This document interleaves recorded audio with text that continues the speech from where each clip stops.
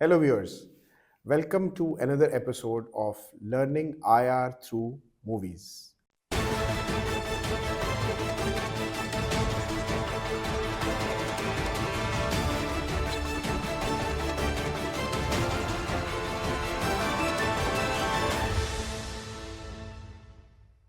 हम इससे पहले 3 एपिसोड्स कर चुके हैं। पहली एपिसोड जो थी उसमें हमने मूवी 13 डेज़ का जिक्र किया, सेकंड में लॉरेंस ऑफ अरेबिया और थर्ड जो मूवी थी वो थी ब्रिज ऑफ स्पाइस। तो मैं आपको रिक्वेस्ट करूंगा कि आप काइंडली वो हमारी एपिसोड्स भी देखें। आज की एपिसोड में हम एक बॉलीवुड की मूवी लाए हैं इंस्टेड ऑफ हॉलीवुड मूवी। तो वकास आज कौन सी मूवी हमें बताएंगे आप? Sir, thank you for continuing this series. First of all, Madras cafe movie का नाम है मद्रास कैफे। Yes. अच्छा, ये क्या कोई मद्रास का कोई कैफे है उसके ऊपर बनी है? जी, जब इसका नाम सामने आता है तो सब यही सोचते हैं। मैं तो यही सोच पर रहा हूँ, ये तो movie- बल्कि इसको सुन के तो भूख लगना शुरू हो मूवी गई। इसके मद्रासी राइस, मद्रासी बिल्कुल चिकन। अपोजिट है, मूवी इसके बिल्कुल अपोजिट है। ओके, तो मद्रास कैफे मूवी है सर। Right right.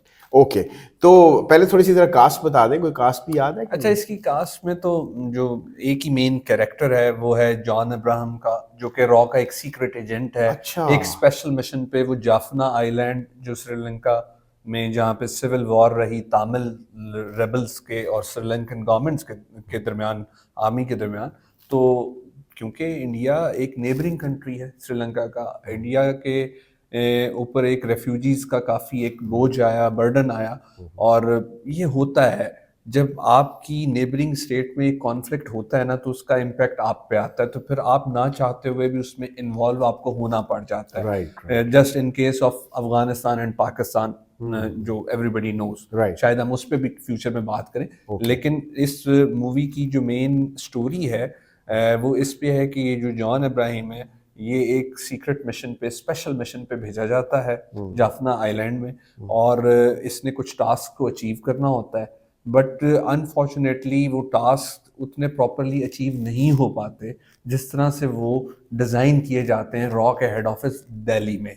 और फिर उसका जो इम्पैक्ट होता है वो इतना मैग्नानिमस होता है कि एक तरफ राजीव गांधी की जो पॉलिटिकल गवर्नमेंट होती है उसको आउटस्टेप यानी अपनी गवर्नमेंट ख़त्म करके इलेक्शन अनाउंस करना पड़ जाते हैं, क्योंकि पॉलिसी बैकफायर कर जाती है। और साथ ही साथ ये होता है कि एक रिवेंजफुल जो है ना, इसकी इंतकामी सोच पैदा हो जाती है तामिल बागियों के दरमियान, दिल्ली यानी दिल्ली सरकार मीन राजीव गांधी के हवाले से।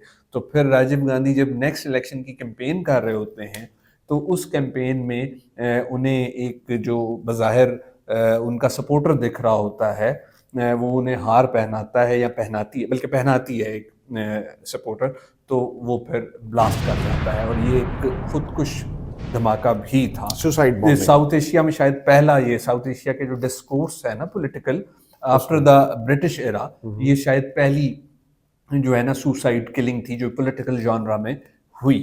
तो ये इस पूरी मूवी का क्लाइमेक्स है। Right right right. अच्छा, ज़बरदस्त। जरा व्यूअर्स को ये भी बता दीजिए कि इसमें आईआर के कौन से कॉन्सेप्ट पे रोशनी डाली गई है?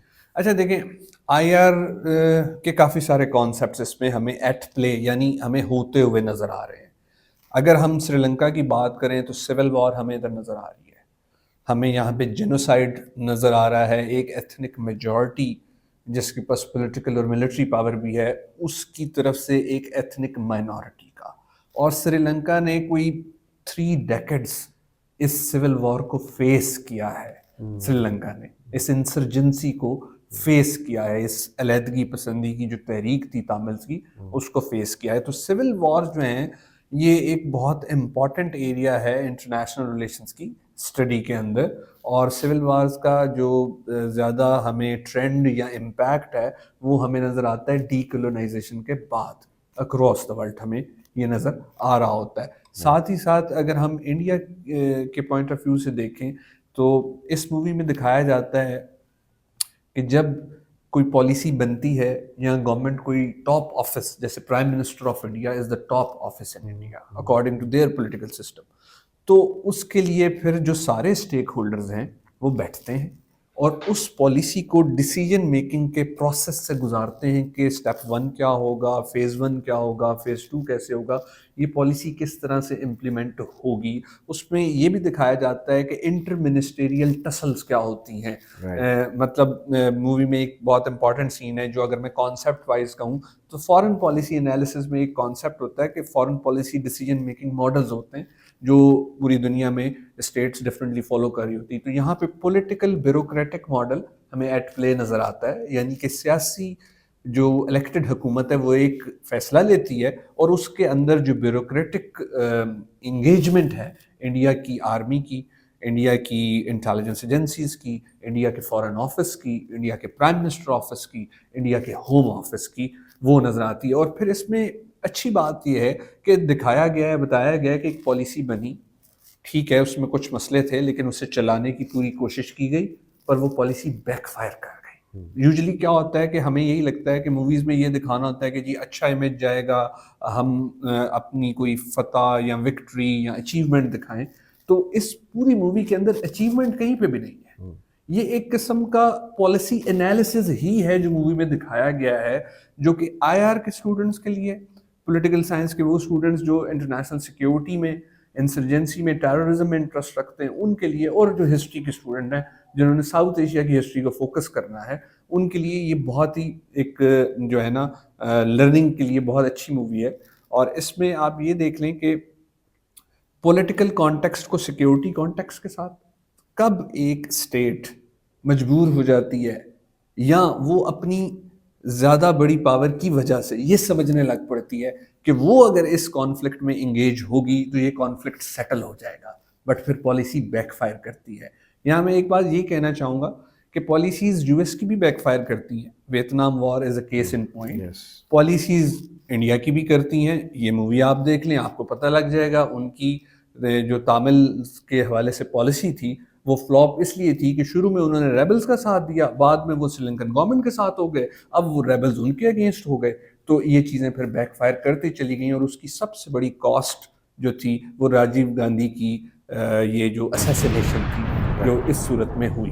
तो this movie is full of learning, और ये कोई रोमांटिक मूवी नहीं है, और इसका जो कंटेंट है ये बहुत कैप्टिवेटिंग है क्योंकि सस्पेंस बहुत है इसके अंदर। Right right. तो व्यूअर्स ज़रूर ये मूवी देखिए। I think it's an interesting story जो कि वकास ने कुछ अपनी आईआर की एक्सपर्टीज़ के तहत आईआर के कॉन्सेप्ट्स को यूज़ करते हुए अनकवर भी किया है, लेकिन मूवी को देखने से आप और ज़्यादा अच्छे तरीके से समझ सकेंगे कि इसमें उन आईआर के कॉन्सेप्ट्स के ऊपर कैसे लाइट डाली गई है जो वकास ने भी अच्छा, इस वीडियो एक में। Sorry if you allow me, एक बात मैं कहना रह गई मुझसे, प्रॉक्सी वॉर का कॉन्सेप्ट जो वर्ल्ड वॉर 2 के बाद इवॉल्व हुआ, वो क्योंकि भी इसमें बताया गया है। प्रॉक्सी वॉर ही थी ये जो तामिल्स के सारे उसको दिखाया जा रहा है, उसमें इंडिया कभी एक तरफ है तो दूसरी तरफ तो उसमें प्रॉक्सी वॉर का कॉन्सेप्ट भी बहुत विजिबल है। क्योंकि वर्ल्ड वॉर 2 के बाद इतनी ज़्यादा ट्रीटीज और कन्वेंशन हो गए कि जो टोटल वॉर है जस्ट लाइक वर्ल्ड वॉर 2 या हॉट वॉर ना, वो होना ज़रा मुश्किल था। राइट तो ये भी एक इसमें कॉन्सेप्ट था। Right. So Waqas, thank you so much, और ये सिलसिला आप Salman. जारी रखें because this is I think amazing learning opportunity for all the viewers कि वो मूवीज़ भी आपके ज़रिए समरी के तौर पे सुन सकें, देखने से पहले अगर उन्होंने नहीं देखी, और अगर देख ली हुई हैं तो इस एंगल से मूवी को दोबारा रिव्यू कर सकें कि इसमें एक आयर के डिसिप्लिन से कैसे लर्निंग है। Yes. So viewers, keep tuned, subscribe to our channel and wait for more Joint Tracks.